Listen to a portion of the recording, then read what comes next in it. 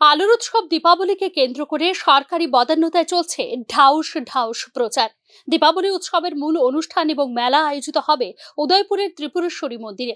স্বাভাবিক কারণেই উদয়পুরের মাতাবাড়ি সহ রাজ্যের বিভিন্ন জায়গায় পথঘাট আলোয় ঝলমল করার মধ্য দিয়ে বাস্তবিক অন্ধকারকে ঢেকে রাখার চলছে সরকারি বেসরকারি প্রয়াস। তবে মাত্র মাসখানেক আগে ভয়াবহ বন্যায় যেখানে বিপর্যস্ত হয়ে পড়ে গোটা রাজ্য, গ্রামীণ অর্থনীতি, ক্ষতিগ্রস্ত হয়েছেন হাজার হাজার মানুষ, তার উপর যেখানে এখনো অধরা কেন্দ্রীয় সহায়তা, সেখানে আলোর উৎসবে লাখোয়ারি বাজেটের আয়োজন মনে করিয়ে দিচ্ছে কবি শোকান্তের লেখা পূর্ণিমার চাঁদ যেন ঝলসানো রুটি এই লাইনটি। বন্যায় সর্বস্ব হারানো পরিবারগুলির কাছে লাখোয়ারি উৎসব আজ অনেকটাই মূল্যহীন। মাতাবাড়ির দীপাবলি উৎসবের আলোকসজ্জার অবয়ব এবার আরো বাড়ানো হয়েছে।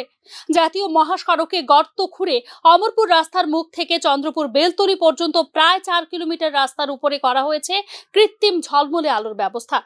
আগস্ট মাসে বন্যার সময়ে ক্যানেল চম্ভুনিতে ক্যানেলের পার ভেঙে যাওয়ায় 10 দিনের বেশি সময় ধরে জলমগ্ন হয়েছিল জাতীয় মহাসড়ক সহ এলাকার বাড়িঘরগুলো। দীর্ঘদিন জল জমে থাকার কারণে নষ্ট হয়ে যায় সংশ্লিষ্ট পরিবারগুলির জিনিসপত্র।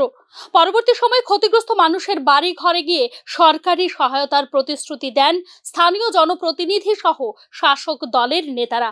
বন্যার পর 2.5 মাস কেটে গেলেও 1 পয়সাও সরকারি সহায়তা পায়নি ক্ষতিগ্রস্ত মানুষরা, অথচ তাদের চোখের সামনে সরকারি লক্ষ লক্ষ টাকা ব্যয় করা হচ্ছে উৎসবকে সাফল্যমণ্ডিত করার জন্য। মাতাবাড়ি ছাড়াও রাজ্যের 59 উত্তর, গোমতী ও দক্ষিণ জেলার বহু জায়গায় দীপাবলি উৎসব 100% সাফল্যমণ্ডিত করে তুলতে কোনো রকম খামতি রাখছেন না সরকার। তবে এবার অবশ্য উৎসাহে ভাটার টান দেখা দিয়েছে সাধারণ মানুষের মধ্যে।